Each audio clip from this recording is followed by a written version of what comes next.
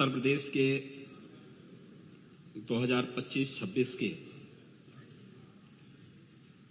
सामान्य बजट पर चर्चा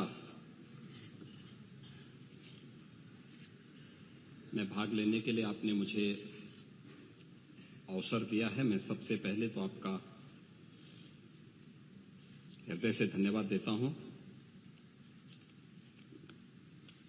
नेता प्रतिपक्ष समेत उन सभी माननीय सदस्यों का जिन्होंने इस पूरी चर्चा में भाग लिया है, एक बड़ी संख्या है। अब तक 93 सदस्यों ने, जिसमें 59 सदस्य सत्ता पक्ष के हैं या सहयोगी दलों के हैं और नेता प्रतिपक्ष समेत विपक्ष के 34 माननीय सदस्यों ने इस पूरी चर्चा में भाग लिया है। उन सबको भी मैं हृदय से धन्यवाद देता हूं। मुझे अच्छा लगा कि नेता प्रतिपक्ष ने आज अपनी बात को बड़े दार्शनिक अंदाज से डॉक्टर राम मनोहर लोहिया के एक अनुयायी के रूप में अपनी बात को रखने का प्रयास किया है। लेकिन वे स्वयं उसका आचरण कर पाते हैं कि नहीं कर पाते, ये उनको स्वयं भी देखना चाहिए। यद्यपि मैं उनको सुझाव नहीं दे सकता क्योंकि उम्र में वो मुझसे काफी बड़े हैं और वैसे भी आज की समाजवादी पार्टी डॉक्टर लोहिया का नाम तो लेती है, लेकिन डॉक्टर लोहिया के मूल्यों और आदर्शों से बहुत दूर जा चुकी है। दोनों मुद्दों पर, आचरण के मुद्दों पर भी और आदर्श के मुद्दों पर भी। आपका आचरण, जो डॉक्टर लोहिया ने कहा था, एक सच्चा समाजवादी वह जो संपत्ति और संतति से दूर रहे।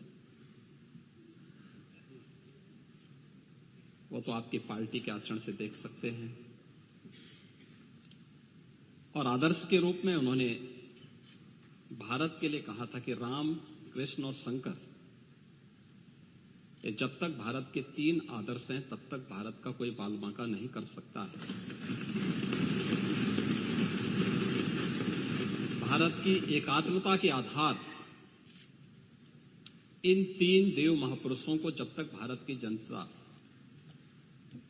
आदर्श के रूप में मानेगी तब तक भारत भारत बना रहेगा। और इन तीनों देव महापुरुषों पर समाजवादी पार्टी का कोई विश्वास नहीं है, क्योंकि आप लोग भारत की आस्था के साथ खिलवाड़ करते हैं। आपने कहा कि हमारी सोच सांप्रदायिक है। आप मुझे बताइए कि हमारी सोच कहां से सांप्रदायिक है? हम तो सबका साथ, सबके विकास की बात कर रहे हैं।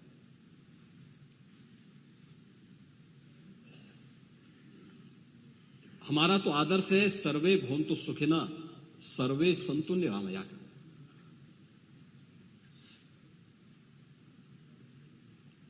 और उसका सबसे आदर्श उदाहरण आपके सामने है जब 26 फरवरी को महाकुंभ का समारोह हुआ है। 45 दिन के इस आयोजन ने भारत के विरासत और विकास की एक अनुपम छाप न केवल भारत में बल्कि दुनिया के सामने भारत की छोड़ी है। क्या उसमें कोई भेदभाव किसी के साथ हुआ? न जाति का भेद था, न क्षेत्र का भेद था, न मत और मजहब का भेद था। 100 से अधिक देशों के लोग आए, बड़े श्रद्धाभाव के साथ आए। जिसने भी विकास और विरासत की इस अनुपम छटा के साथ सहभागी बना, वो अभिभूत होकर के गया।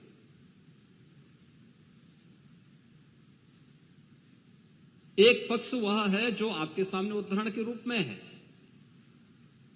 प्रत्यक्ष को प्रमाण की क्या आवश्यकता है, लेकिन दूसरा पक्ष वह भी था जब 26 फरवरी को संभल में 56 वर्षों के बाद शिव मंदिर में जलाभिषेक का कार्यक्रम भी हो रहा था।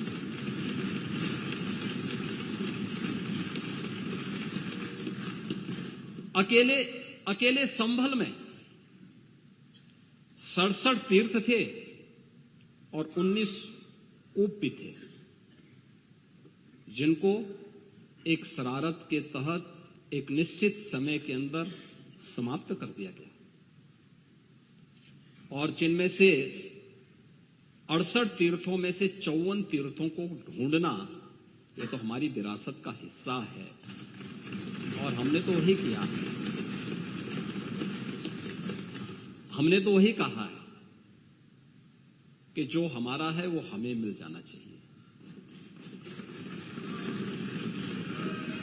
हम उससे इतर कहीं नहीं जा रहे हैं, उससे इतर कहीं नहीं। और 19 जो कूप हैं उन्हें भी मुक्त कराया गया है। सच कड़वा होता है और उस कड़वे सच को स्वीकार करने की सामर्थ्य भी होनी चाहिए। लेकिन आपने बोला है, मुझे बहुत अच्छा लगा, उपचुनाव की भी आपने चर्चा की, लेकिन आपके यहां तो चुनाव के एक्सपर्ट शिवपाल जी हैं।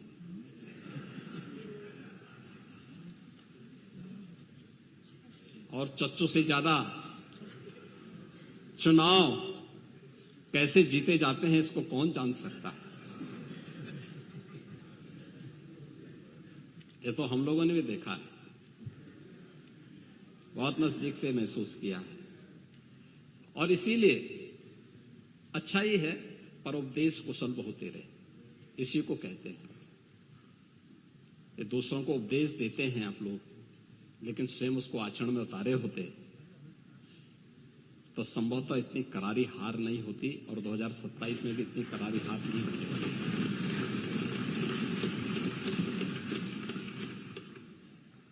अध्यक्ष जी, जब हम लोग सामान्य बजट पे चर्चा कर यहां पर चर्चा में भाग ले रहे हैं,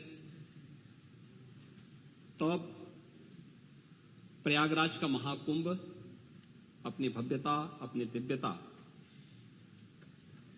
और अपनी उस विरासत को आने वाली पीढ़ी को छोड़ करके संपन्न हो चुका है। आप कानून व्यवस्था की बात कर रहे थे।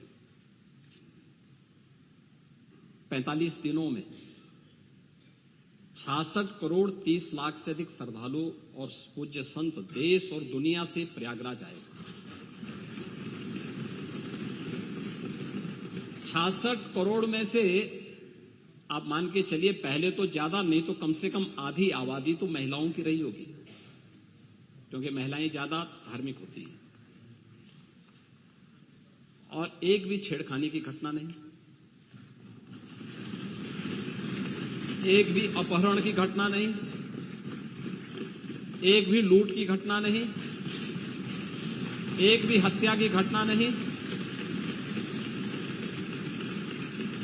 एक भी कोई ऐसा उदाहरण नहीं जो उत्तर प्रदेश को या भारत को या सनातन धर्मावलंबियों को कटघरे में खड़ा करता हो। 66 करोड़ लोग आ जाएं और सुरक्षित वापस अपने घरों को चले जाएं और खुशी खुशी होकर के जाएं। बहुत सारे लोग आना चाहते थे, नहीं आ पाए। बहुत सारे लोगों को आने के लिए साधन नहीं मिल पा रहे थे, क्योंकि जो अनुमान था उससे कई ज्यादा श्रद्धालु वहां पहुंच रहे थे। और उन स्थितियों में जो लोग नहीं आ पाए, उनके मन में एक कसक थी कि कुछ छूट गया, कुछ चूक हुई है। लेकिन जो आया, जिसने भी डुबकी लगाई, आसपास की उस डुबकी में जो भी आया अभिभूत होकर के गया, और अभिभूत होकर के नहीं गया। यह भारत की विरासत का एक ऐसा अनुपम उदाहरण है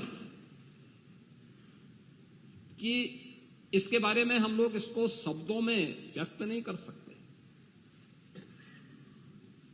इन चीजों के बारे में।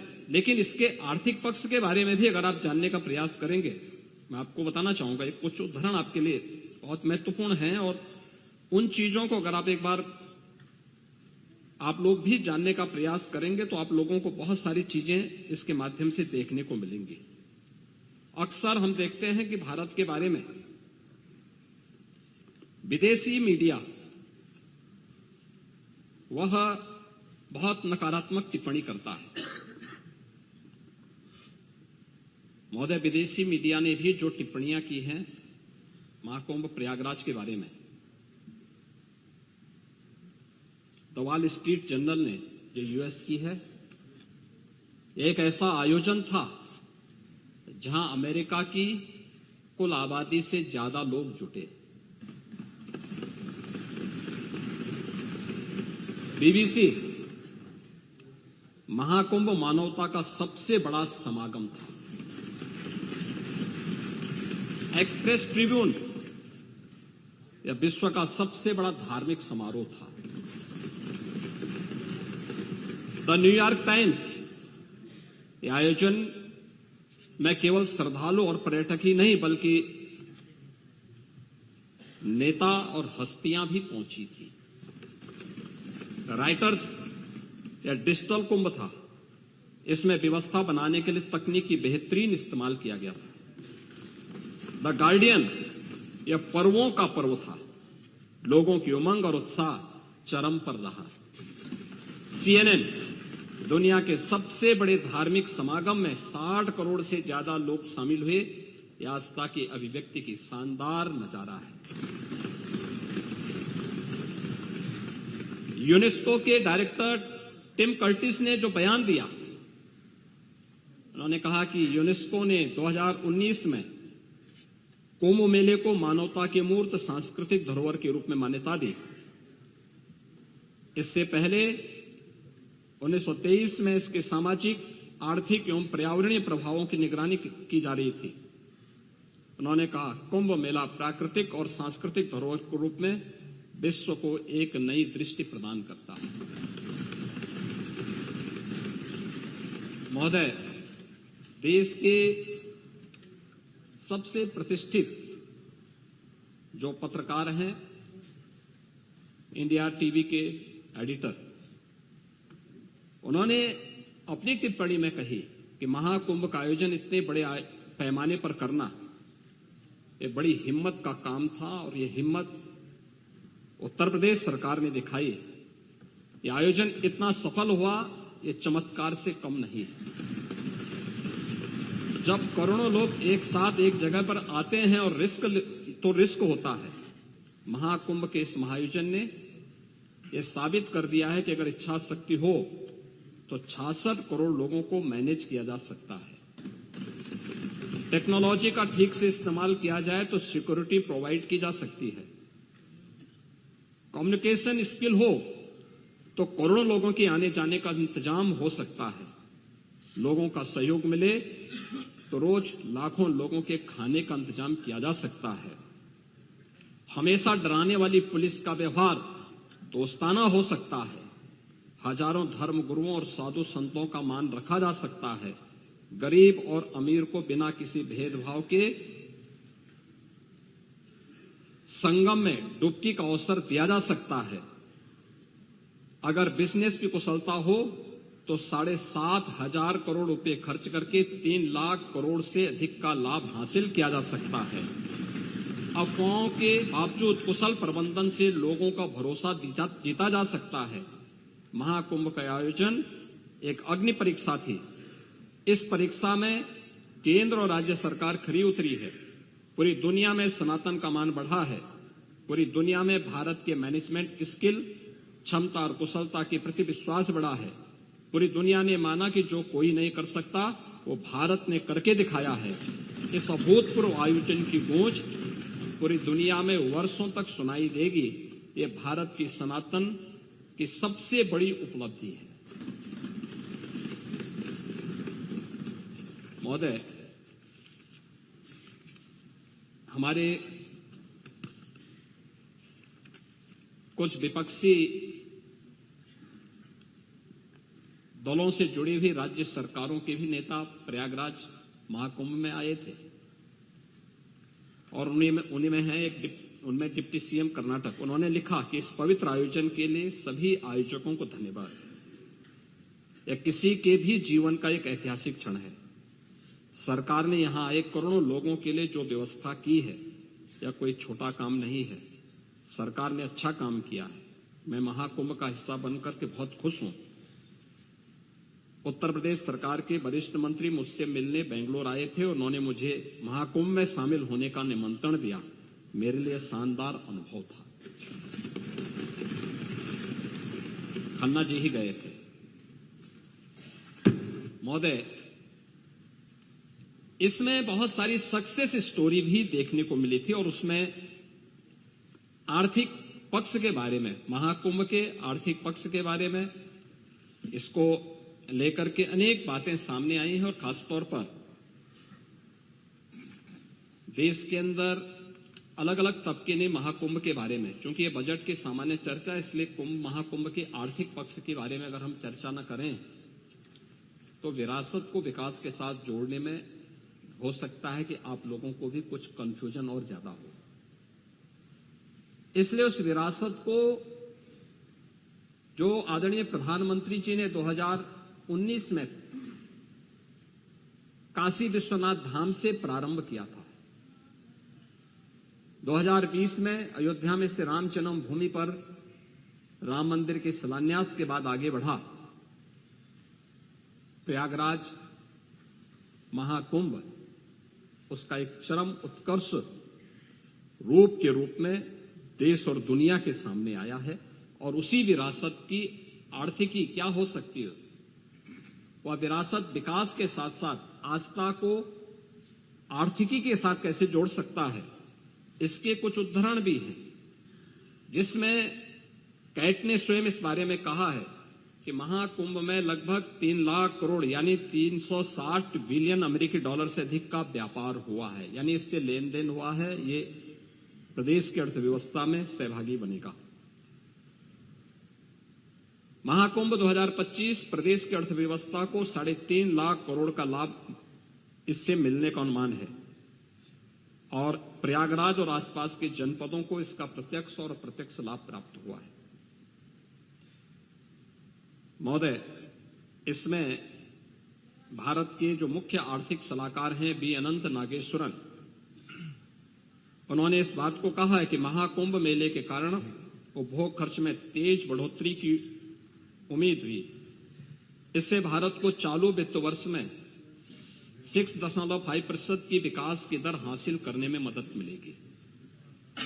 और इस मामले में जो विभिन्न अन्य क्षेत्रों में जो विभिन्न प्रकार के अनुमान लगाए गए, विभिन्न आर्थिक विशेषज्ञों ने कि किस किस सेक्टर में कितना अधिक उससे आर्थिक लाभ हुआ है या उससे आने की संभावना है। होटल उद्योग में 40,000 करोड़ का, खाने पीने अन्य दैनिक उपयोग में प्रयोग होने वाली वस्तुओं में 33,000 करोड़ का, परिवहन में 1.5 लाख करोड़ का, पूजन सामग्री में 20,000 करोड़ का, दान आदि में 660 करोड़ का, टोल टैक्सेस में 300 करोड़ का और अन्य में लगभग 66,000 करोड़ का, कुल 3,960 करोड़ रुपए का अधिक का इससे आर्थिक समृद्धि इसके माध्यम से प्रदेश को प्राप्त होने वाला है और इसके माध्यम से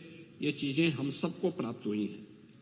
और खासतौर पर जो मैंने पहले भी कहा कि 5 नए आस्था के नए कॉरिडोर प्रयागराज महाकुंभ ने बनाए हैं और उसका लाभ पूरे प्रदेश में मिला, लेकिन इन 5 कॉरिडोर में विशेष रूप से हमें देखने को मिला था प्रयागराज से मां विंध्यवासिनी धाम और काशी के लिए 1, प्रयागराज से अयोध्या और गोरखपुर का 2, प्रयागराज से श्रृंगवेरपुर, लखनऊ और आपके नैमिषारण्य का एक 3रा कॉरिडोर,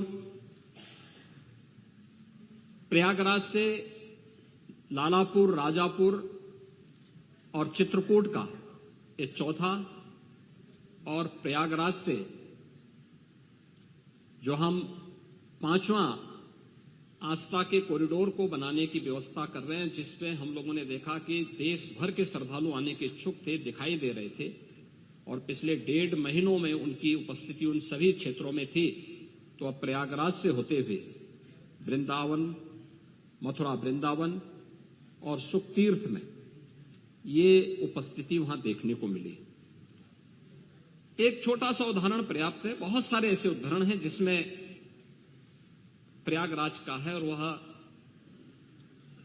समाजवादी पार्टी इसमें ज्यादा चर्चा कर रही थी कि नाविकों का शोषण हो रहा है, नाविकों को देखभाल नहीं की जा रही है। मैं एक नाविक परिवार की एक सक्सेस स्टोरी यहां पे बता रहा हूं। ये नाविक परिवार जिनके पास 130 नौकाएं थी, 45 दिनों की अवधि में इन लोगों ने शुद्ध बचत की है 30 करोड़ रुपए की।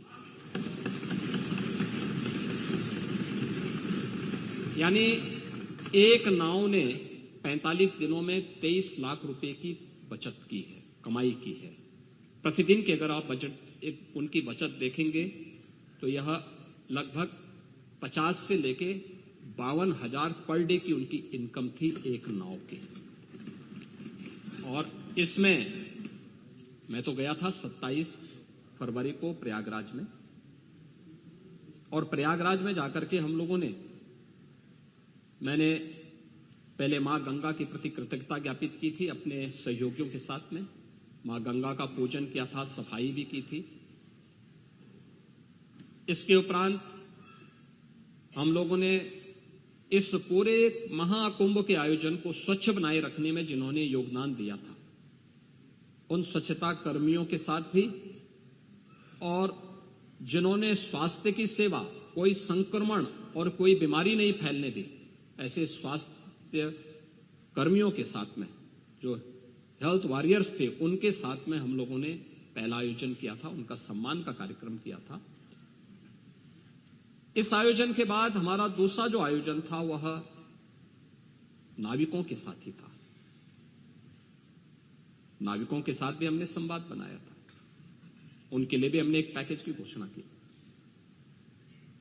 इसके उपरांत हमने परिवहन निगम से जुड़े हुए उन लोगों के प्रति और रेलवे के उन सभी अधिकारी और कर्मचारियों के प्रति भी हम लोगों ने धन्यवाद ज्ञापित किया था, जिन्होंने श्रद्धालु जनों को वहां तक पहुंचाने में अपना योगदान दिया। उनके साथ भी हम लोगों ने कार्यक्रम किया था। और इसके उपरांत हम लोगों ने चौथे कार्यक्रम में सुरक्षा और प्रशासन से जुड़े हुए लोगों के साथ भी हम लोगों ने एक कार्यक्रम आयोजित किया था, और उनके साथ भी बैठ करके हम लोगों ने सहभोज के साथ हम लोग बैठे थे। मैं, मेरे साथ दोनों डिप्टी सीएम भी थे, अन्य मंत्रीगण भी थे, अन्य वरिष्ठ अधिकारीगण भी थे। ये सभी आयोजन वहां पे हुए, लेकिन महाकुंभ का आयोजन उत्तर प्रदेश की इस सामर्थ्य को देश के सामने और देश की सामर्थ्य को दुनिया के सामने रखने में सफल हुआ। आपका कितना भी दुष्प्रचार था, लेकिन उन्होंने भारत की आस्था को कहीं डगमगा नहीं पाया। आप लगातार दुष्प्रचार करते रहे, और आप लोगों का यह सबसे बड़ा हथियार था। आप लोगों ने इसके लिए बहुत तरीके से इसको लोगों के सामने बहुत नकारात्मक तरीके से प्रस्तुत करने का प्रयास किया, लेकिन आपकी नकारात्मक बातों पे न प्रदेश की जनता को न देश की जनता को ही विश्वास था। और मुझे लगता है कि यह आपके लिए उल्टी गिनती है कि जनता आपकी बात को अब सुनना ही बंद कर दी। आप देखें ना कि कोई उत्तर प्रदेश का कोई गांव ऐसा नहीं था जिससे बस वहां नहीं पहुंची हो। आस्था नहीं तो ये जो हम कर रहे हैं ना, संभल में भी कर रहे हैं, ये आस्था का ही सवाल है। ये आस्था का ही सवाल है। ये जो कॉरिडोर बन रहे हैं, ये आस्था का ही सवाल है। और उसी आस्था के सवाल के साथ जोड़ने के लिए ही सरकार ने इस आयोजन के साथ जुड़ करके और ये जो 7,500 करोड़ रुपए खर्च किए थे केवल कुंभ के आयोजन के लिए नहीं किए थे। हमारे लिए यह आयोजन प्रयागराज जैसी पौराणिक सिटी के सस्टेनेबल डेवलपमेंट के प्लान का एक व्यवस्थित विकास की एक रूपरेखा तैयार करने की भी थी और महाकुंभ के बहाने प्रयागराज के अंदर उस प्रकार के इंफ्रास्ट्रक्चर को देने में हम सफल हुए। 200 से अधिक सड़कों का चौड़ीकरण हुआ, 14 फ्लाईओवर बने, 9 अंडरपास बनाए गए, 12 कॉरिडोर बने, अक्षयवट कॉरिडोर,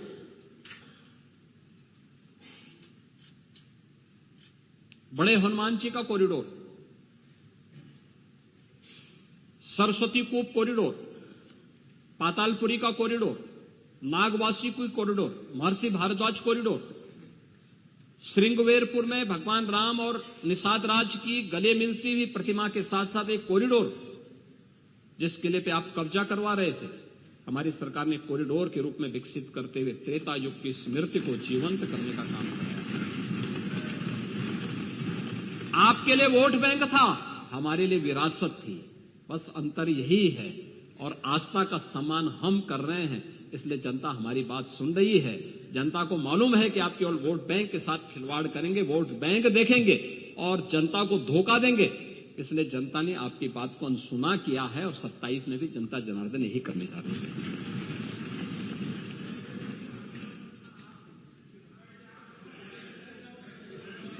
हम मना नहीं कर रहे हैं, मैं तो आपको धन्यवाद दे रहा हूं कि आप कुंभ में गए, 13 में आपको जाने नहीं दिया, हमने इस बार मना नहीं किया, क्योंकि जो मेरी आस्था थी वही आपकी भी आस्था है। लेकिन चच्चू बहक गए, फिर खा गए गच्चा, और चाहते थे लेकिन किस मुंह से जाए, इसलिए चूक गए और पुण्य से भी वंचित हो गए। महोदय, बजट की अपनी एक थीम होती है और 2025-26 के इस बजट को लेकर के जब मेरे सहयोगी वित्त मंत्री ने इस सदन में इस बजट को प्रस्तुत किया था तो एक थीम के साथ प्रस्तुत किया था। ये हमारा सौभाग्य है कि आदरणीय प्रधानमंत्री जी के मार्गदर्शन में ये हमारी सरकार का 9वां आम बजट था, जिसको हमें इस सदन में प्रस्तुत करने का सौभाग्य प्राप्त हुआ है। और हर बजट अपनी एक निश्चित थीम के साथ आगे बढ़ा। हमने 2017-18 में अपना पहला बजट प्रदेश के अन्नदाता किसानों को समर्पित किया था। याद करिए, उस समय प्रदेश में एक कृषि बाहुल्य प्रदेश है। इस किसान का अन्नदाता किसान आत्महत्या कर रहा था और उस समय ऋण माफी के एक बड़े कार्यक्रम के साथ हमने बजट प्रस्तुत किया था। मुझे प्रसन्नता है, आज अन्नदाता किसान खुशहाल है, आत्महत्या प्रदेश में बंद हुई है। 2018-19 का बजट हम लोगों ने उत्तर प्रदेश की आवश्यकता, देश की आबादी का सबसे बड़ा प्रदेश है, तो इस बड़े प्रदेश के लिए इसी स्केल का इंफ्रास्ट्रक्चर भी चाहिए। तो हम लोगों ने 2018-19 का अपना जो मूल जनरल बजट प्रस्तुत किया था वह इंफ्रास्ट्रक्चर और औद्योगिक विकास के लिए समर्पित किया था और प्रदेश का पहला इन्वेस्टर समिट भी हम लोगों ने इस वर्ष किया था। 2019-20 का बजट हम लोगों ने मातृशक्ति, आधी आबादी को समर्पित किया था। मातृशक्ति के वंदन के लिए, उनके अभिनंदन के लिए मिशन शक्ति के कार्यक्रम को आगे बढ़ाते हुए बजट को महिला सशक्तिकरण को समर्पित किया था। 2020-21 का बजट हम लोगों ने अपने प्रदेश की युवा शक्ति को समर्पित किया था और 21-22 का बजट प्रदेश के स्वावलंबन से सशक्तिकरण की थीम पर आधारित था। 22-23 का बजट अंत्योदय से आत्मनिर्भरता के लक्ष्य को प्राप्त करने का था। 23-24 का बजट त्वरित, सर्वसमावेशी और समग्र विकास के साथ साथ आत्मनिर्भर उत्तर प्रदेश की आधारशिला को रखने का और 24-25 का हमारा बजट लोक मंगल को समर्पित करके राम राज्य की अवधारणा को जीवंत करने का बजट रहा है, क्योंकि अयोध्या में श्री राम जन्मभूमि पर प्रभु श्री राम लला के 500 वर्षों के बाद विराजमान होने की स्मृति को जीवंत बनाए रखने के लिए उस प्रकार के कार्यक्रम के साथ हमने जोड़ा था। और 25-26 का इस बजट को भी हम लोगों ने आदरणीय प्रधानमंत्री जी की ही प्रेरणा से अन्नदाता किसान, युवा, महिला और गरीब को समर्पित करते थे। इसको हमने थीम दी है वंचित को वरीयता। वंचित को वरीयता की इस थीम के साथ यह बजट यहां पे प्रस्तुत किया गया है। और इस बजट में अंत्योदय से उन्नत अर्थव्यवस्था तक, ईज ऑफ लिविंग से ईज ऑफ डूइंग बिजनेस तक, कृषि से गरीब कल्याण तक, आस्था से आजीविका तक, शिक्षा से स्वावलंबन तक, संस्कृति से समृद्धि तक और महिला सशक्तिकरण के संकल्प को पूरी प्रतिबद्धता के साथ आगे बढ़ाते हुए एक विकसित उत्तर प्रदेश की आधारशिला को मजबूत करने के संकल्प के साथ इस बजट को लेकर के हम लोग लेके आए हैं। और जिस लोक कल्याण की एक एक पंक्ति को पढ़ करके हमारे नेता प्रतिपक्ष यहां पे कह रहे थे कि हमने लोक कल्याण पत्र में यह घोषणा की है। लोक कल्याण पत्र 5 वर्ष के लिए घोषित किया गया है, 5 वर्ष में उसको अचीव करना है। अभी हमारी सरकार के 3 वर्ष 25 मार्च को पूरे होने जा रहे हैं सेकेंड पार्ट के, और अभी हम लोगों ने 151 में से 38 घोषणाएं हम पूरी कर चुके हैं। 91 घोषणाएं हमारी गतिमान हैं और 22 घोषणाओं में से कुछ की घोषणा इस बजट में की गई है और कुछ घोषणाएं हमारे अगले बजट में होने जा रही हैं, जिन पर मैं भी चर्चा करने जा रहा हूं। तो हम लोग जो कहते हैं वो करके दिखाते हैं और जनता को यही विश्वास है, ये लोग जो कहेंगे वो करेंगे। और इसीलिए आज हम सब यहां पर उस बजट के उस भाव के साथ यहां पर आए हैं कि यह बजट उसी भाव के साथ यहां पर घोषित किया गया है और वही हम लोग यहां पर किए हैं। बजट के आकार के बारे में आपने चर्चा की, मुझे तो मैं भौचक था जब आप 24-25 के बजट के बारे में चर्चा कर रहे थे कि 9 लाख करोड़ का आपने किया था। 9 लाख करोड़ का नहीं था, हमारा जो मूल बजट था, मैं उसी पे आ रहा हूं ना, मैं उसी पे आ रहा हूं। वह हमारा जो मूल बजट था 2024-25 का, वह था 7,36,000 करोड़ का, 8 लाख नहीं था। और 2 अनुपूरक हम लेके आए थे, 2 हमारी सप्लीमेंट्री आई थी, उनमें से कुल मिलाकर के 30,000 करोड़ का था, तो कुल होता है 7,66,000 करोड़ का। आप पाणी जी, मुझे लगता है एक बार फिर से देख लेंगे, आंकड़े जिसने भी दे दिए हैं। देखिए, आपके साथ समस्या यही है, जब आप अपने विवेक से बोलते हैं तो सही बोलते हैं, लेकिन जब आप पढ़ने लगते हैं, कोई लिख के आपको देता है, जबरन आपके मुंह पे अपने शब्द थोपता है, तो आप थोड़ा ट्रैक से हट करके बोलने लगते हैं। तो आपको ये शोभा नहीं देता। अरे मैं आंकड़े बोल रहा हूं ना, आंकड़े तो मैं दे रहा हूं आपको कि मूल बजट हमारा था 7,36,000 करोड़ का और दोनों सप्लीमेंट्री जोड़ करके 30,000 करोड़ का होता है, तो कुल मिलाकर के 7,66,000 करोड़ का था। और 7,66,000 करोड़ के बाद अब हमारा जो मूल बजट है वह है 8,08,000 करोड़ का। अगर आप इस बात को देखेंगे, आपने कहा कि सरकार ने पिछले उसमें 6 महीने में पैसा खर्च नहीं किया। बजट का जो ट्रेंड होता है, बजट साल भर के लिए प्रस्तुत होता है पांडे जी, 6 महीने के लिए नहीं होता है।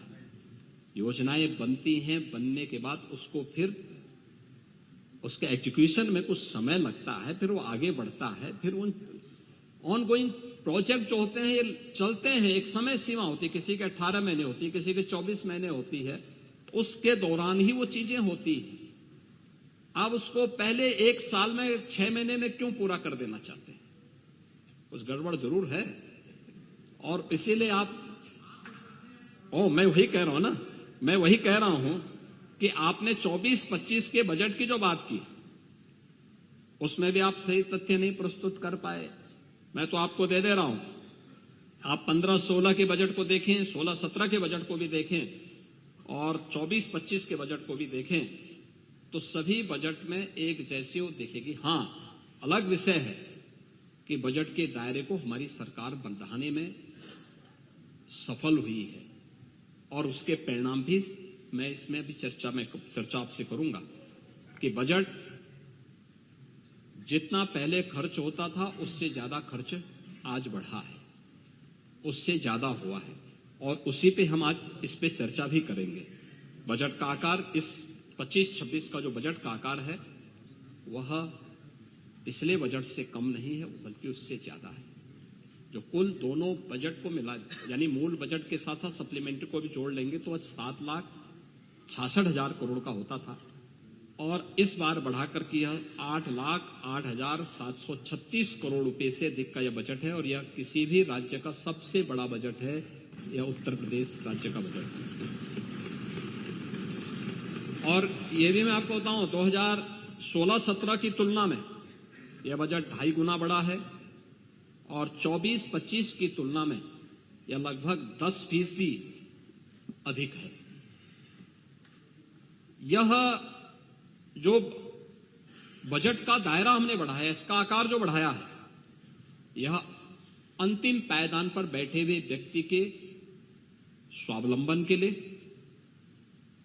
प्रदेश के इंफ्रास्ट्रक्चर डेवलपमेंट के लिए, आम जन के जीवन स्तर को उठाने के लिए, उनको बुनियादी सुविधाओं से जोड़ने के लिए, प्रति व्यक्ति आय को बढ़ाने के लिए और उत्तर प्रदेश जैसे राज्य में आर्थिक विकास को तेज करने के लिए यह बजट हम लोगों ने इस बजट के दायरे को बढ़ाया है, जिसमें लोक कल्याण के साथ साथ अर्थव्यवस्था को विस्तार देने की एक प्रतिबद्धता इस बजट में दिखाई देती है। महोदय, अगर हम देखेंगे कि 2025-26 का जो बजट है 2016-17 की तुलना में हम देखेंगे तो इनके जो कुल रेवेन्यू कलेक्शन हो पाते थे वह 2,56,000 16-17 में इनका हो पाया था, 2,56,000 करोड़। लेकिन हमारी सरकार में जनवरी माह तक हम लोगों ने इस चालू वित्त वर्ष में जो अब तक कलेक्ट किया है वह 4,10,000 करोड़ रुपए से अधिक का है और यह निरंतर आगे बढ़ेगा। इसके साथ साथ बजट में जो सबसे महत्वपूर्ण बात है वो ये कि कैपिटल एक्सपेंडिचर के लिए जो सरकार ने पैसा उपलब्ध कराया है, जो रोजगार के सृजन में, इंफ्रास्ट्रक्चर और डेवलपमेंट में जिसकी बड़ी भूमिका होती है, वह इस बार 2,25,561 करोड़ 49 लाख रुपए यह इस बजट में, इसका कैपिटल एक्सपेंडिचर में हम लोग इस पैसे को दे रहे हैं, जो इकोनॉमी को एक दिशा तय करता है, सप्लाई चेन को बेहतर करता है, उद्योग जगत को प्रोत्साहित करता है, निवेश को बढ़ाता है और निर्माण और रोजगार के सृजन में और एक सस्टेनेबल फास्ट गोइंग इकोनॉमी के आकार लेने में यह महत्वपूर्ण भूमिका का निर्वहन करता है। इसके लिए एक पर्याप्त मात्रा में बजट का प्रावधान किया गया है। अगर आप देखेंगे तो यह मूल बजट का लगभग 20.5% का हिस्सा एक कैपिटल एक्सपेंडिचर के लिए सरकार ने इस बजट में दिया है। नई योजनाओं के लिए भी बजट में प्रावधान किया गया है, जिसमें 28,478 करोड़ 34 लाख रुपए का प्रावधान इसमें किया गया है और 16-17 की तुलना में अगर आप देखेंगे 3 वर्ष वैश्विक महामारी कोरोना का सामना करते हुए भी सरकार ने पर कैपिटा इनकम को बढ़ाने में मदद की है।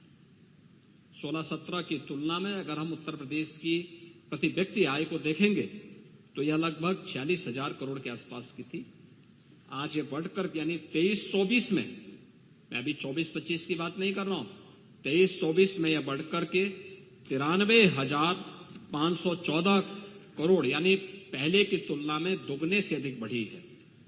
हमने प्रदेश में जो विभिन्न विभागों से रेवेन्यू कलेक्शन किया है, अगर आप देखेंगे जीएसटी और वैट, आपके समय में जीएसटी नहीं था, सेल टैक्स था, तो सेल टैक्स और वैट में केवल 49,000 करोड़ का कलेक्शन हो पाता था और हमारी सरकार के समय यह लगभग 94,000 करोड़ पहुंचा है 24-25 में, और इसको हम आगे बढ़ा रहे हैं क्योंकि प्रदेश आज के दिन पर उत्तर प्रदेश अपने यहां जीएसटी के रजिस्ट्रेशन में पूरी देश के अंदर नंबर 1 है। 32 लाख रजिस्ट्रेशन अकेले उत्तर प्रदेश ने कराए हैं जीएसटी में। स्टेट एक्साइज में आपके समय में कुछ कुल कलेक्शन हो पाता था 12,000 करोड़ और आज हम उससे कलेक्शन करा रहे हैं 54,000 करोड़। क्या कोई अंतर ही नहीं है क्या? स्टैंप एंड रजिस्ट्रेशन में आपके समय में कुल कलेक्शन हो पाता था 8-9 हजार करोड़, हमारे समय में वह कलेक्शन हो रहा है लगभग 25 से 26,000 करोड़। परिवहन में आपके समय में कुल कलेक्शन हो पाता था 5,000 करोड़ और हमारे समय में वही कलेक्शन हो रहा है 9,000 करोड़। यह दिखाता है कि प्रदेश में एक व्यावसायिक गतिविधियां तेज हुई हैं, कानून व्यवस्था की स्थिति बेहतर हुई है और ईज ऑफ डूइंग बिजनेस के लिए सरकार ने जो माहौल बनाया है उसके परिणाम आज सामने आए हैं। और इसके साथ ही प्रदेश ने, आप राजकोषीय घाटा की बात कर रहे थे, लेकिन मैं आपको बताना चाहूंगा कि प्रदेश का जो राजकोषीय घाटा है यह हमारी एफआरबीएम की जो लिमिट है 3%, उससे नीचे 2.97% है। इसके अलावा आप देखेंगे कि यह जो राजकोषीय अनुशासन है यह सुशासन का सबसे बेहतरीन उदाहरण है। यह वित्तीय अनुशासन का भी, सरकार के विजन का भी और सरकार के द्वारा जो योजनाएं बनाई जा रही हैं उसकी एग्जीक्यूशन के लिए सरकार के द्वारा जो उसके क्रियान्वयन के लिए जो रोडमैप तैयार किया गया है वह प्रभावी ढंग से आगे बढ़ रहा है। नीति आयोग ने और आरबीआई ने यूपी के बारे में जो टिप्पणियां की हैं वह उन्होंने इस बात को कहा है कि नीति आयोग द्वारा राज्यों की राजकोषीय स्थिति के संबंध में प्रकाशित रिपोर्ट में उत्तर प्रदेश को फ्रंट रनर राज्य की श्रेणी में रखा गया है। इस रिपोर्ट के अनुसार 2018-19 से 22-23 की अवधि में प्रदेश के फिस्कल हेल्थ इंडेक्स में 8.9 अंकों का इजाफा हुआ है। व्यय की गुणवत्ता में व्यापक सुधार हुआ है। 2018 से 2023 की अवधि में जो कैपिटल एक्सपेंडिचर है वह कुल व्यय के 14.8% से 19.3% के मध्य रहा है, यानी हमने इसमें काफी लंबी छलांग लगाई है। और इस अवधि में अनुपात देश के प्रमुख राज्यों के औसत अनुपात से अधिक रहा है। यह प्रदेश के अंदर के बारे में आरबीआई ने जो कहा है कि देश के सभी राज्यों की स्वयं के कर की प्राप्ति में उत्तर प्रदेश का अंश 2022-23 में यह 9.9% था, 23-24 में यह बढ़कर के 10.5% हुआ, 24-25 में यह 11.6% रहा है, जो देश में अब नंबर 2 पर आ चुका है। इसके अलावा सभी राज्यों में जो इन्हीं वर्षों में जो राजस्व प्राप्तियां हुई हैं, राजस्व प्राप्ति के लिए जो ब्याज लिए गए, ब्याज पर व्यय किया गया है, हम लोग 22-23 में 12.6% खर्च करते थे, 23-24 में यह घट करके 12.30%, यानी ब्याज पर जो धनराशि होती है वह हम लोग यहां से राजकोष से देते हैं और पैसे में कमी आ रही है। इसका मतलब हमने उधार कम ले रहे हैं, हम स्वयं के ही अपने पास से, अपने बजट से उतना धनराशि दे रहे हैं और वह एक अच्छी दिशा है। 12.6%, 12.3%, और 24-25 में यह घट करके 12.1% रहा है। यह राजस्व प्राप्ति के सापेक्ष जो राज्यों में, विभिन्न राज्यों, देश के अंदर के अन्य राज्यों में और उत्तर प्रदेश में यह क्रमशः 10.3, 9.4 और 8.9% है, जो कि अन्य राज्यों की तुलना में, जो अभी इस देश के अन्य जो राज्य हैं उनमें यह 12.6, 12.3 और 12.1% है। तो उत्तर प्रदेश में घट करके 10.3, 9.4 और 8.9% है। इसी प्रकार से जो प्रदेश की सकल राज्य घरेलू उत्पाद के प्रतिशत में सभी राज्यों की कर के, स्वयं के कर से प्राप्त का जो औसत वर्षों में जो रहा है, वह प्रदेश किसी भी अन्य राज्य की तुलना में उत्तर प्रदेश ने अच्छा कलेक्शन इसके माध्यम से किया है। इसके अलावा अगर आप देखेंगे कि देश के ग्रोथ इंजन के रूप में यूपी की क्या भूमिका है। देश की आबादी का सबसे बड़ा राज्य है और सबसे अधिक संसाधन के बावजूद 1950 से लेकर 2017 तक प्रदेश की जो जीएसडीपी थी वह 12.75 लाख करोड़ तक पहुंची थी। 2017 से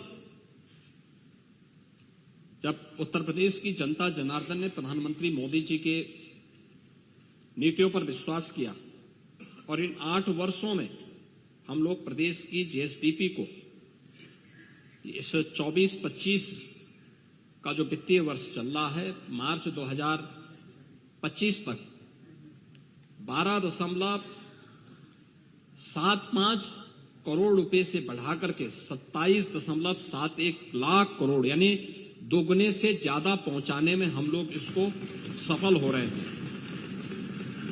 देश की जीडीपी में आज के दिन पर उत्तर प्रदेश का जो हिस्सेदारी पहले 7वें स्थान पर थी, आज वो नंबर 2 पर आ गई है। हम अब देश की नंबर 2 की अर्थव्यवस्था बन चुके हैं। देश के अंदर जीडीपी की जो वृद्धि दर है वह 9.6% है, जबकि उत्तर प्रदेश की वृद्धि दर 23-24 में अगर देखें तो 11.6% है। एक सरप्लस स्टेट के रूप में उत्तर प्रदेश आगे बढ़ा है। हमने कर चोरी को रोका है, रेवेन्यू के लीकेजेज को हमने समाप्त किया है, डिजिटल मैकेनिज्म को अपनाया है और उसका परिणाम शासन की कार्य पद्धति में एक ट्रांसपेरेंसी के रूप में सबके सामने आया है।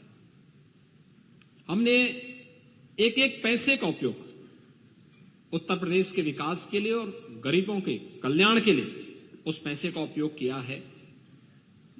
प्रदेश में 8 वर्ष में हमने एक भी टैक्स नहीं लगाया है। आपने इस बात को देखा होगा, जब हम टैक्स की बात कर रहे थे तो मुझे बताते हुए प्रसन्नता है कि पिछले 8 वर्ष में हमने पर कैपिटा इनकम को बढ़ाया है, प्रदेश की जीएसडीपी को बढ़ाने, दोगुना से अधिक करने में सफलता प्राप्त की है और यह पिछले 8 वर्ष में विकास के पायदान पर या हर एक सेक्टर में उत्तर प्रदेश को एक नई ऊंचाई तक पहुंचाने के साथ हम लोगों ने प्रदेश के अंदर जो कुछ भी किया है बिना किसी टैक्स बढ़ाए हुए, यानी प्रदेश में डीजल पेट्रोल की दरें देश में सबसे कम है,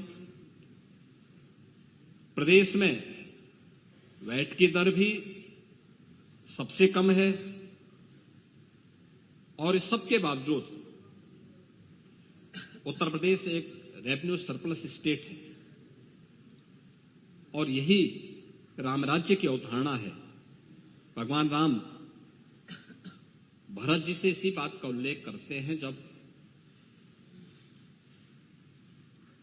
उन्होंने इस बारे में चर्चा की, उनसे कहा कि वे बरसत हर्षत सब लखे, करसत लखे न कोय, तुलसी प्रजा सुभाए से भूप भानु सो होय। यानी श्री राम जी भरत जी से कहते हैं कि हमें प्रजा से कर ऐसा लेना चाहिए जैसे सूर्य लेता है, जैसे सूर्य समुद्र, नदी, तालाब से पानी लेता है लेकिन किसी को पता ही नहीं चलता, परंतु जब वह बादल के रूप में जरूरत की जगहों पर बरसता है तो सबको पता चलता है, खासकर तब जब जरूरत की जगह पर बरसता है और सभी खुश हो जाते हैं।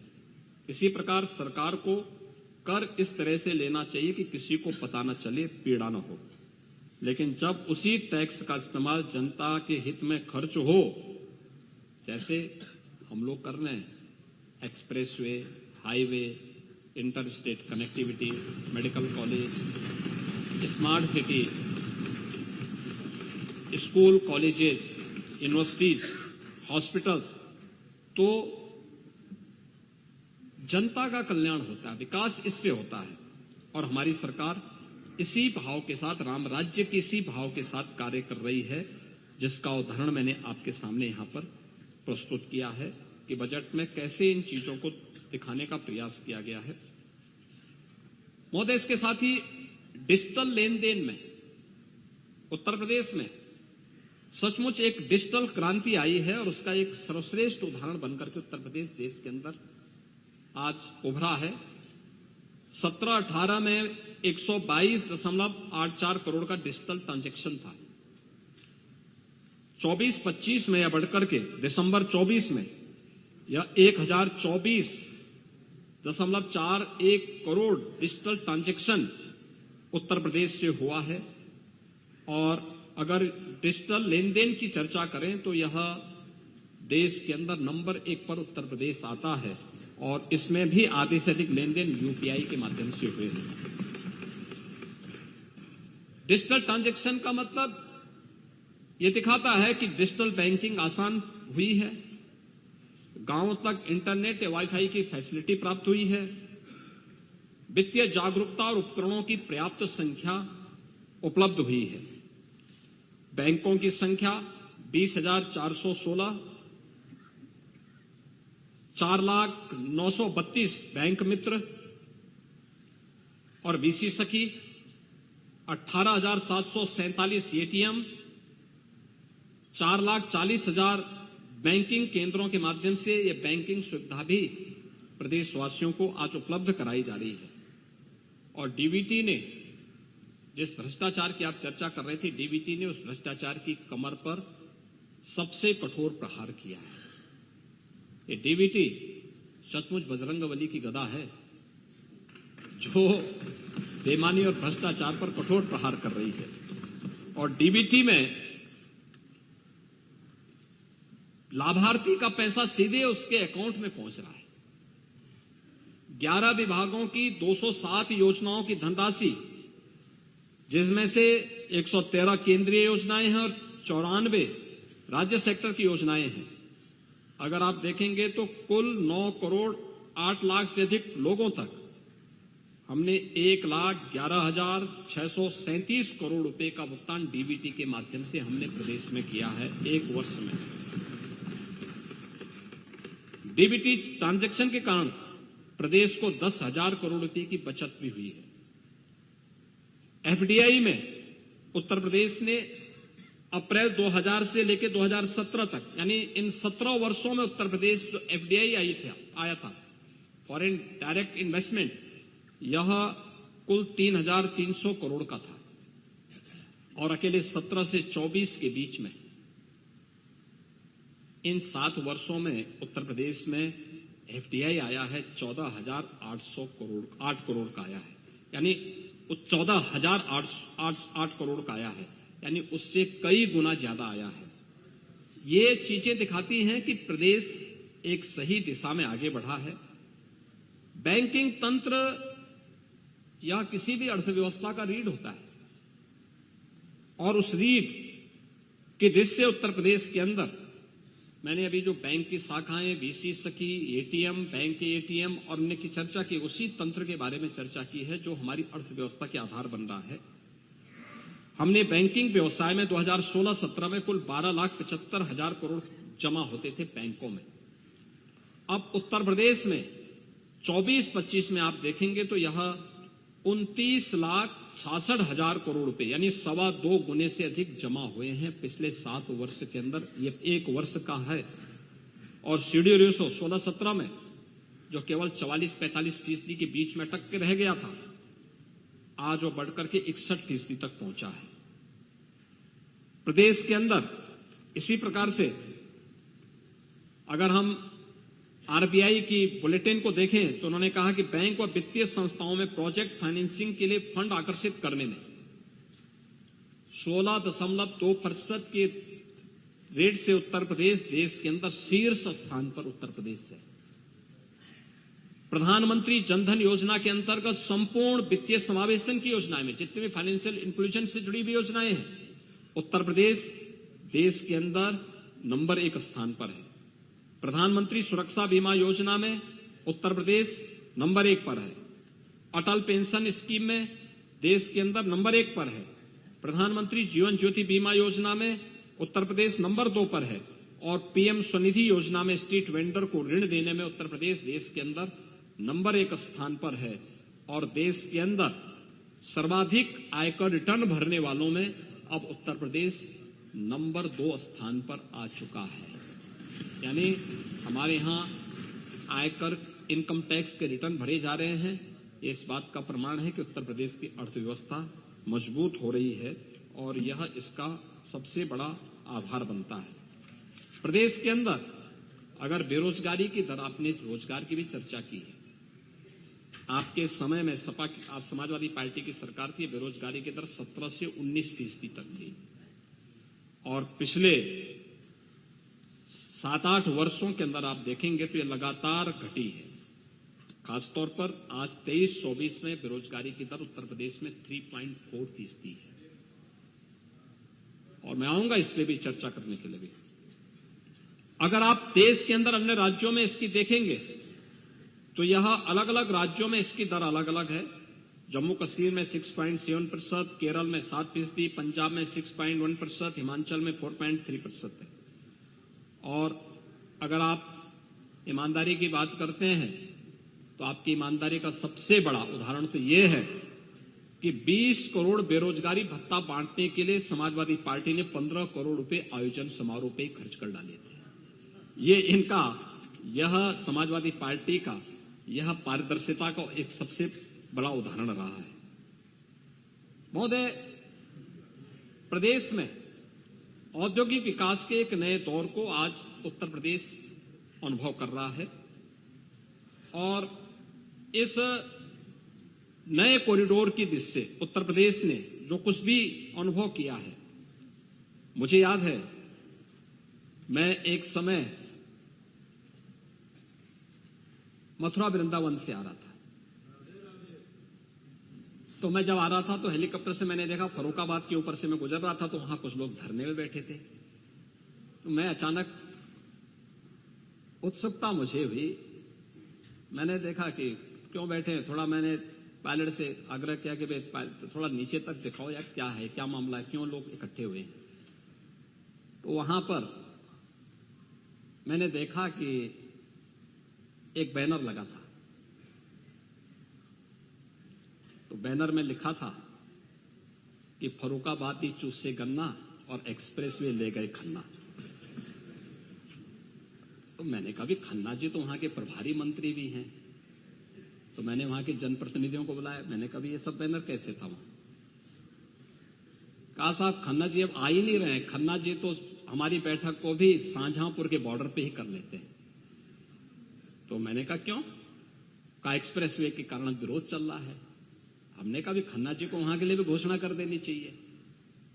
भाई एक्सप्रेसवे का अपना एक अलॉटमेंट है, उस रूट पर है, हमें एनजीटी को भी देखना है, हमें सुप्रीम कोर्ट की गाइडलाइन को भी देखना है। गंगा हमारी विरासत की नदी है, देव नदी है, उसके प्रवाह क्षेत्र में कहीं कहीं कोई बाधा न खड़ी हो, एक्सप्रेसवे इस रूप में बनना है। लेकिन आपको चाहिए तो आप बोलिए, खन्ना जी घोषित कर देंगे, उनको कहे आप वहां से वो कर रहे हैं। मैंने खन्ना जी से पूछा, मैंने कहा खन्ना जी क्या हो गया। खन्ना जी ने कहा कि एक्सप्रेसवे आप अलॉटमेंट के तहत हो रहा है, शाहजहांपुर उसमें आ रहा है, अब उसको लेके मुद्दा बनाया जा रहा है। तो मैंने कहा घोषणा करके आइए वहां पे। और मुझे प्रसन्नता है कि 900 करोड़ रुपए इस बार फर्रुखाबाद को गंगा एक्सप्रेसवे के साथ जोड़ने के लिए भी व्यवस्था दे दी गई है और वहां पर उस पर भी पैसा खर्च हो रहा है। और मुझे लगता है कि लोग अब वहां के लोग गन्ना स्वयं ही नहीं चूसेंगे बल्कि खन्ना जी को भी चुसवाएंगे। इसके साथ साथ नॉर्थ साउथ कॉरिडोर के लिए भी हम लोगों ने यहां पर 200 करोड़ रुपए की बजट की व्यवस्था की है। मुख्यमंत्री ग्राम योजना के अंतर्गत ग्रामीण मार्गों के पुनर्निर्माण और मिसिंग गैप के निर्माण के लिए भी 200 करोड़ रुपए की इंफ्रास्ट्रक्चर के लिए 200 करोड़ रुपए की व्यवस्था की है। Ganga expressway, Gorakhpur link expressway और बलिया लिंक एक्सप्रेसवे ये चल रहे हैं काम और निर्माणाधीन है। इस वर्ष तक ये सभी कंप्लीट हो जाएंगे। इस बजट में कुछ नए कार्यों की घोषणा की गई है, जिसमें हम लोगों ने चित्रकूट लिंक एक्सप्रेसवे के साथ साथ बुंदेलखंड यानी जो मैंने गंगा एक्सप्रेसवे को जोड़ने के लिए बात की थी वह उसका तो उल्लेख किया गया है। इसके अलावा जेवर एयरपोर्ट को जोड़ने के लिए भी एक जो निर्माण कार्य चल रहा है हमारा, वहां भी एक अच्छी व्यवस्था दी गई है। और इस बार प्रयागराज के लिए जब हम लोगों ने व्यवस्था दी है तो इसमें विंध्य एक्सप्रेसवे प्रयागराज से मिर्जापुर, भदोई, वाराणसी, चंदौली, गाजीपुर को जोड़ने के लिए, पूर्वांचल एक्सप्रेसवे को गाजीपुर से चंदौली और शक्तिनगर, सोनभद्र शक्तिनगर तक जोड़ने के लिए, बुंदेलखंड एक्सप्रेसवे और गंगा एक्सप्रेसवे को गंगा एक्सप्रेसवे से चित्रकूट को बुंदेलखंड एक्सप्रेसवे में जोड़ने के लिए और गंगा एक्सप्रेसवे को मेरठ से हरिद्वार तक जोड़ने के लिए भी हम लोगों ने बजट में घोषणा की है। महोदय, मुझे बहुत स्पष्ट करना है कि गंगा एक्सप्रेसवे गंगा नदी के पैरेलल चल रहा है। हमारा प्रयास रहेगा कि अलाइनमेंट, विदुरकुटी और सुख तीर्थ भी उसमें जुड़े, क्योंकि हमारे पार्टी से जुड़े हुए सभी जनप्रतिनिधियों की भी और जनता जनार्दन की भी मांग है, उनकी आस्था से जुड़े हुए प्रमुख तीर्थ भी हैं। और संभवतः मैं पहला मुख्यमंत्री हूं जो विदुरकुटी भी गया हूं और सुख तीर्थ भी कई बार जाके वहां प्रणाम कर चुका हूं। लेकिन अलाइनमेंट और फॉरेस्ट के उसको भी एनओसी, उसमें रिजर्व फॉरेस्ट की लैंड आती है, उसमें तमाम ऐसे क्षेत्र आते हैं जिन पर अगर कहीं न्यायालय की बाध्यता नहीं होगी तो हमारा प्रयास होगा कि हम इन सभी तीर्थों को भी इसके साथ जोड़ें। लेकिन उस बाध्यता को भी हमें देखना पड़ेगा जो पर्यावरण की दृष्टि से माननीय उच्चतम न्यायालय ने तय किए गए हैं, उनको देखते हुए सर्वे के बाद ही इन चीजों को हम देख पाएंगे। लेकिन हमारी हार्दिक इच्छा है कि इनकी कनेक्टिविटी और इनको बेहतर इंफ्रास्ट्रक्चर से इन तीर्थों को, चाहे वह माता शाकंभरी का शक्तिपीठ सहारनपुर हो और उसका बेहतर विकास हो, श्रद्धालुजन वहां हर सीजन में जा सके, सरकार उसके लिए हर प्रकार का सहयोग करने को तैयार है। सुख तीर्थ ये भागवत भूमि है, वहां का विकास हो। सरकार ने इसके लिए सुख तीर्थ विकास परिषद का गठन भी किया है। विदुरकुटी 5000 वर्ष पुरानी विरासत को हम सबको अपनी ओर आकर्षित करती है। इन सब का विकास हो, यह सरकार की हार्दिक इच्छा और सरकार इसमें कोई कोर कसर नहीं छोड़ेगी, हम इसको पूरा करेंगे। कनेक्टिविटी को बढ़ाने और लॉजिस्टिक कॉस्ट को कम करने के लिए जो हम लोगों ने यह प्रस्ताव तो किए ही हैं, साथ साथ प्रयागराज में 2 नए सेतु, एक नैनी में सिग्नेचर ब्रिज के पैरेलल और एक गंगा नदी में शास्त्री ब्रिज के पैरेलल, हम 2 नए सेतु के लिए भी 700 करोड़ रुपए का प्रावधान इस बजट में किए हैं। मुख्यमंत्री ग्राम जोड़ो योजना के अंतर्गत 100 करोड़ रुपए चार्जिंग स्टेशनों की स्थापना और अन्य कार्यों के लिए भी हम लोगों ने यह व्यवस्था इसमें की है। महोदय, इसके साथ ही प्रदेश के अंदर औद्योगिक निवेश के लिए जो आदरणीय प्रधानमंत्री जी की मंशा रही है कि हमें औद्योगिक निवेश के लिए रिफॉर्म पर, परफॉर्म पर और ट्रांसफॉर्म पर ध्यान देना पड़ेगा और प्रदेश सरकार अक्सर से उसका पालन करते हुए 33 सेक्टोरियल पॉलिसीज के साथ साथ सिंगल विंडो सिस्टम, जिसमें लगभग 500 से अधिक क्लियरेंस हम एक सिंगल विंडो के माध्यम से उपलब्ध करा रहे हैं,